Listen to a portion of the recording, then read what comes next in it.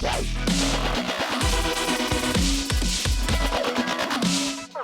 guys, DT here. Welcome back to my channel, or welcome if you're here for the first time. Today we're jumping into Task Force Operation Dead End. And what I decided to do is to break this video into two parts so I can show you every single attack and show you exactly what it took to bring down each and every one of the bases. So there are going to be 3 bases reviewed in this video, and the second video is going to show 3 lost bases. And so our TF actually completed this operation successfully. We got every single victory point, and the Mad Hunter was the first one to open the OP. And let's take a look at his attack here. He's gone with a combination of all Scorchers, and this base here has a sneaky little new prototype, also known as Grappler. So this one actually is really exciting to watch, which is why I did not fast forward this one. And I really want you to keep an eye on the Grappler. Just as soon as the Grappler is going to notice all of the Scorchers, it is going to start pulling them in, and from there the fun is going to begin. One of the things that this combination is in advantage of is that there are absolutely no boom cannons that are within the radius of the Grappler, pulling the Scorchers into that Grappler zone, and there are only rocket launchers all around. So actually this is super fun to watch and kind of doing us a favor, because it's basically pulling in the Scorchers up at the Grappler, and the Grappler is going to go down and also take down a few of the rocket launchers with them.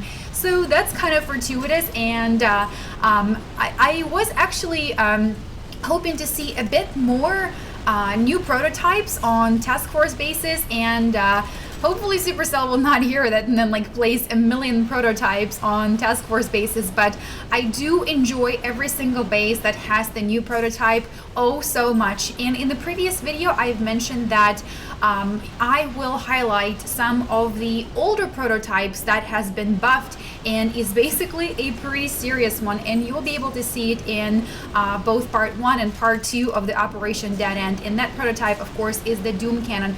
Doom Cannon now is absolutely deadly. Zuka's never stood a chance against Doom Cannon, but now the chances are even slimmer, even for larger troops, like of course the Scorcher and whatnot. So let's go ahead and kind of finish this off here, because this is a really exciting attack, and Mad Hunter did a ton of clearing here. He cleared out a ton of rocket launchers, of course the Grappler, and is going to unfortunately not be able to finish off a few of the defenses over on the left, but this opened up the road absolutely perfectly for the next team member to come in and not worry about both the rocket launchers and the Grappler above the power core. So look at the base the way it was before and where it stands now. A ton of the things were taken out, and of course the fun of watching the Grappler is immense. And we kind of had a few attacks with the exact same troop combo, which makes it really super fun. And this one here is going to clear out a few more things, but unfortunately not going to be able to clear out the remaining rocket launcher. So Death did the best he could, but the remaining rocket launcher is still there above the power core. So that rocket launcher is going to be a little bit of a pain in the core. So let's continue watching, and Juanita is going in next. Let's see what combo we have here. We have one of the most entertaining combos to watch during operations, and that is the warrior combo. And look at the takedown of some of the core and key defenses there. Not many VPs, but totally necessary, totally important to bring down those particular defenses. The shock launcher definitely would have been a pain, especially for the final finish of the operation. And just so you guys know, the way this is going to work, I'm going to show the first attack in its entirety without fast forwarding, and then I'm going to fast forward the ones in the middle. This still allows you to see exactly what the team did and kind of the plan and the vision behind it. And look at the nice takedown of the shield generators on the left hand side. And then what I'm going to do is for the last attack, if it is very lengthy, you know, and requires lots of strategy, I'm I'm going to show it to you in the entirety as well. And if it's just a kind of very easy takedown, I may fast forward it as well. So let's go ahead and take a look at this replay over here. This is going to be the final takedown. Za is going to clear the base off, and there are a few more shield generators over on the left hand side that we're not even going to bother because the left is still so packed. And actually the design of Torrent is really quite beautiful. At the end, I'm going to zoom out so you'll be able to see it. It kind of looks like an arrow and points like at your troops as you deploy, which is kind of really cool. Very cool design. And I know that every once in a while the bases kind of look similar, but you know, a lot of times they sort of go through a cycle, so you kind of don't, you know, get to see the same base over and over again too frequently. So look at this beautiful takedown over here. The Zookas are going to be you know, hit up by the boom cannon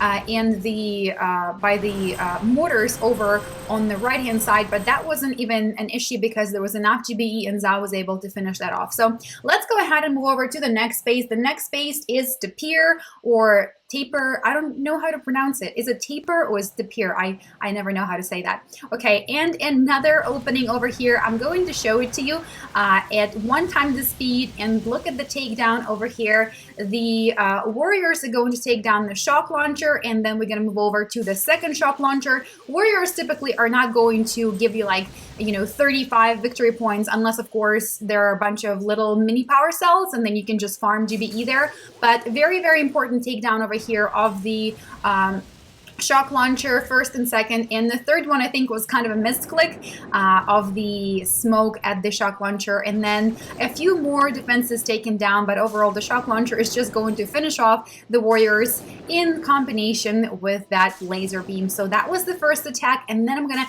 go a little bit faster so you can kind of still see where the team decided to go through, what makes more sense, and show you all the fun attacks. Look at the Zookas packing all that power, guys. Zookas have to be probably one of the most used troops in our operations. I would have to imagine that throughout the entire course of Boom Beach, lots of players have been using Zookas, and I would have to say it's probably in top 3 of most used troops in the entire Boom Beach history. I may be off there a little bit, but I do think that they are very powerful, especially when you know how to properly smoky Zooka and do all Zookas, especially if you boost them up. A really powerful combination. So a bunch of defenses got cleared up there over on the right hand side. Nobody's gonna touch the left because there is a lot happening there, and there's kind of no need to get into that corner just because, well, we already have the way paved from the right hand side, and this is going to be the takedown, you guys. The RKO is going to finish this base off. Look at the remaining defenses over by the power core, and with just a few shocks, Zookas are going to clear that out, clear out the machine guns and a few sniper towers, and then with the help of a few critters and of course the med kit, the Zookas combo is going to be unbeatable and bring down the power core. So Tapir is the second base in this video that I'm going to show you, and the third one is going to be an Axiom, and then the next video is also going to have 3. There were 6 bases in the dead end OP, so I decided to kind of cut it even in the middle and then show it off to you in 2 batches. So let's go ahead and look at the opening attack by Johnny, and let's take a look at the base in the beginning and sort of see what it looked like. And look at this pause over here, how totally awesome that was. Like, I got it right in the middle of the artillery shot exploding, and look at that cool little kind of like mushroom-like graphics there. Totally cool. Now keep an eye on one of the defenses here. Guys, I'm telling you, it is completely deadly, and the second video that's going to be a follow-up to this one is going to show off how absolutely dangerous the brand new and buffed Doom Cannon is. Look at that Doom Cannon. It is annihilating all the troops in just one pow. And basically, I think the team here really should have concentrated and sent like 1 player to take down that little cluster of 3 boom cannons and the Doom Cannon, because they are going to make this attack and this takedown so challenging. And I do think that we could have probably gotten through this base a bit quicker if we took down the Doom Cannon, but I think when the plan is there and you kind of go for it, and oftentimes I feel like there are notes as well, so maybe that was a little bit overlooked. But at the end, when we kind of all recouped, we thought about it and we said, wow, that Doom Cannon was really, really deadly. And just take a look at how quickly it takes all the troops down, and even, you know, shocking it and dropping your critter box in front of it only alleviates the damage by a few seconds, and that's really not enough to cause any sort of significant damage to it. So I do think it should have been taken down. In the future, going forward, if we do have a Doom Cannon somewhere close to Power Core, we probably will take care of it and treat it as one of the deadliest weapons, because as you can see, plenty of Zookas have suffered in this attack. But look at the Danny, and basically a lot of damage was caused to the Power Core. Really, really great attack over here. So let's go ahead and take a look at Starter attacking. This is an old Zooka attack, guys. Nice little overlay and smoking Zookas up to the core. And don't forget to let me know in comments below if you guys are going through certain operations with your task force and you're struggling through them. If it's a lower operation, do let me know as well. We have multiple task forces, and so I can probably convince our task force to do any operation that your team wants to see, or you're curious about, or you're struggling with. So one last attack here, guys, and this is going to be a GBE takedown. Don't forget to like this video if you enjoyed this, and check in for the next one to see how we took down the entire Operation Dead End. I'll catch you in the next video, guys. See you soon.